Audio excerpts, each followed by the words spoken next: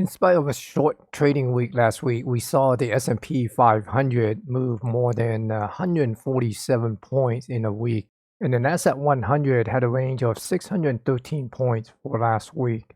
And here's the performance for all the indexes. You notice that last week the transportation was the top performer with the Russell 2000 as the bottom on the list here.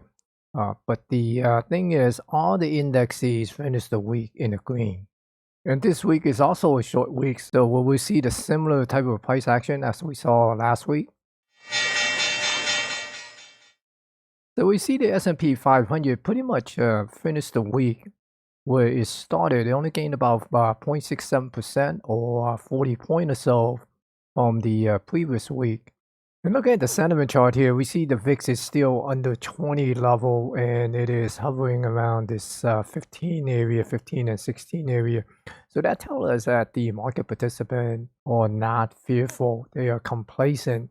In addition to that, we see that the put-call ratio is below 0.75 and sitting at 0.67.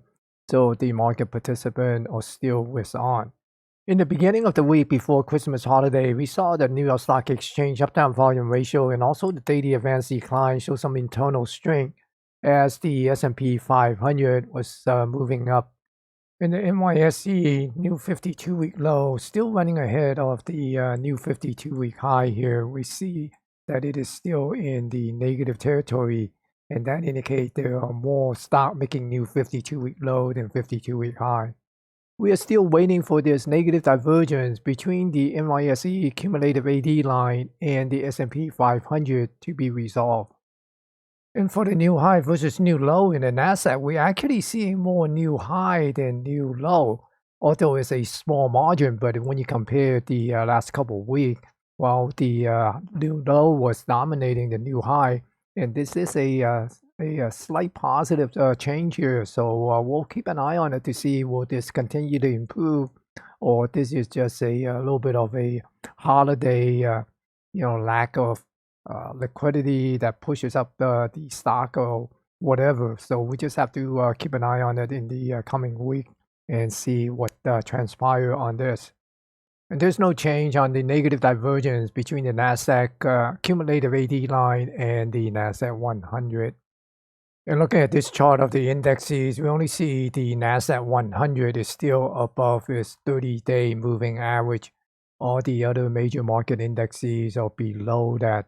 The 11th sector in the S&P 500, it's interesting to note that notice the XLK, the technology sector, and also the communication sector.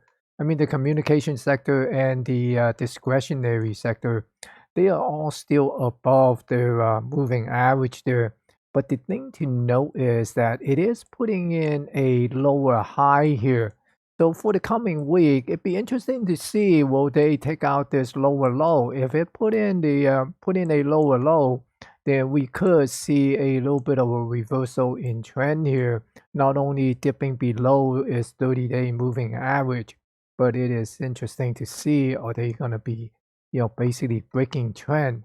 And here, looking at the retailers, see the retailer is still kind of chopping around right near the 30-day moving average, although that 30-day moving average is declining a bit here. And also the industrial is weak, and the energy continue to show weakness. And here we see all the remaining sector here, they are all negative below their moving average. And notice that the financial is also starting to look like it's getting ready to turn over. And if we see this XLF make a lower low, then definitely could make a case that the financial is heading lower here. And from the performance for last week, we see that the healthcare sector is the strongest sector, while the consumer stable was the weakest sector. And looking at the other major sector here, we see that the semiconductor is still in this consolidation range between 240 and 250 area.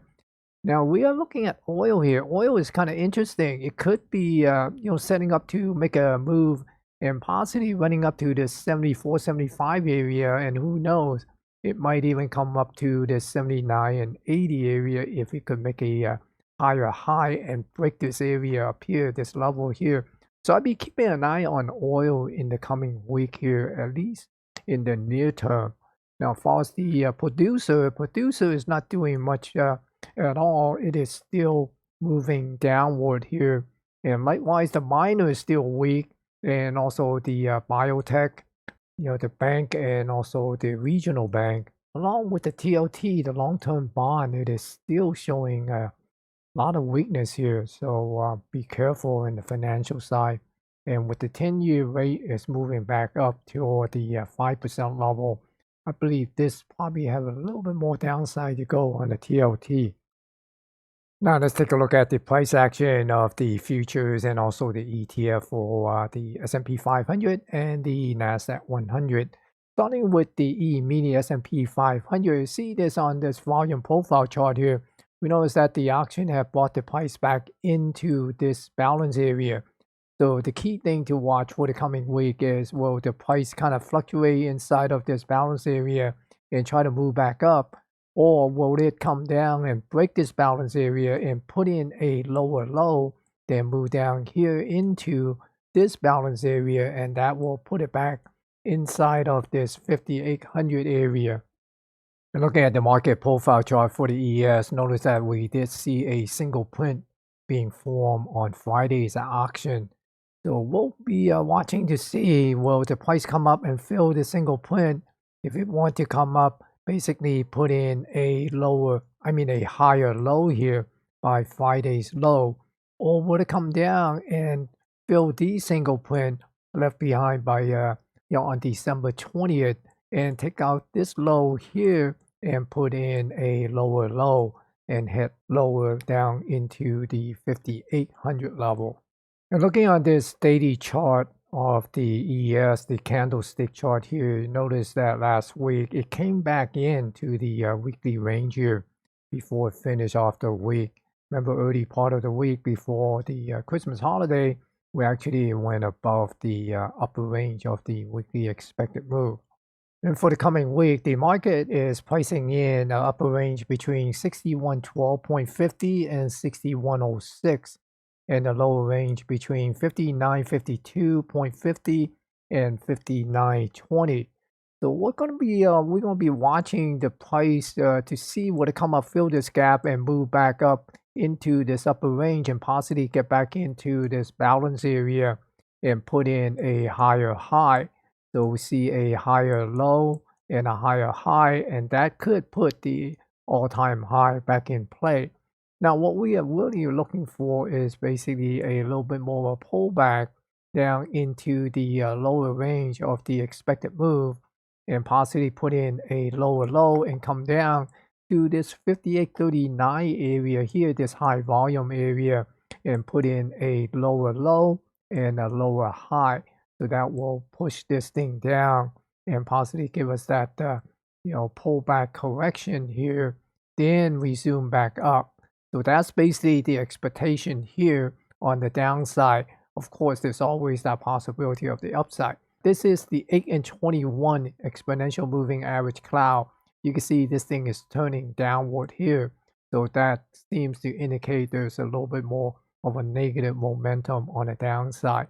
So bear in mind on that. I'm not saying that go and trade off of these moving average, but certainly it's a early indication of some sort of a trend change here that we could expect in the short term. And looking at the ETF for the S&P 500, the SPY, you see that it also came down back inside of this weekly range here last week, and it seems to be closing in at this 596 area, right at this this edge here. So for the coming week, we'll be watching similarly for like the ES, is will it come up or to put in a higher high, or will come down to put in a lower low. And here's what the market is pricing in for the coming week. It is pricing in the upper range between 604 and 602.80, and the lower range between 587.20 and 584.50. So for the coming week, we're basically looking for a price to see would it be able to move up or come down. For the upside, we're basically looking for it to come up and get back into this balance area and push us into the all-time high up here 609.07. Now for the downside, we're basically looking for this thing to come through and take out this lower range and come down to this HVN, get a little bump, then put in a lower low by taking out this low here and come down to this area here in this balance area and possibly work itself down to this 564.54. Now take a look at the NQ, the E-mini Nasdaq 100 futures. The market is pricing in the upper range between 22,125 and 22,074.50, and the lower range is between 21,365 and 21,216.75. So for the coming week, we'll be watching to see will the price come up, take out this high and move above the upper range. And if it does, then we basically are looking for the all-time high to be back in play. Now, if it doesn't move up, instead it come down and test the lower range and take out the lower range of the weekly expected move, then we expect it to come down to this HVN near the 21,100 area, and that is going to put in a lower low, and that will help probably will help push the price down to this area here, down to this HVN somewhere near the 20,374.75, and it could also test these lows down here. So those are the scenarios that we'll be watching for the NQ in the coming week. And finally, for the QQQ, we see that the upper range that the market has priced in is between 533 and also 531.40, and for the low range is between 513.70 and 511. So for the coming week, the scenario that we'll be watching on the upside is to see would it be able to take out the upper range. And if it could take out this upper range, that means it put in a higher high, and the all-time high up here at 539.15 will be back in play. Now, if the price decides to move down and take out the lower range, then we'd be looking at this LVN somewhere around this 506.96, and that will put in a lower low. Then we could see the price move down to this HVN here near the 496.52. So in summary, the market internal have not deteriorated in the short trading week, but we did see some volatile price action. So for the coming week, I would expect the volatile price action to continue. Now the key thing here is to watch this trend line here, which I have drawn in here, and that will also be in confluence with this 571 level here, this HVN. So if the price move down and break this level, this HVN, and come down here to this 564.54, then this trend line have been broken, and I'm sure a lot of market participants are watching this trend line as well. Then we could see some acceleration on the downside and possibly get down to this 540 area. So I will be very watchful of that trend line. Now there is a text version of this video in my newsletter, and if you are interested in reading it to get a little bit more detail and some of the numbers on the performance and so forth, then go visit my newsletter at smtraderCA.substack.com. I have placed this link in the description below. And don't forget to click the like to help me promote this video on YouTube. And if you are new to this channel, click to subscribe to support this channel. Thank you for watching, and Happy New Year.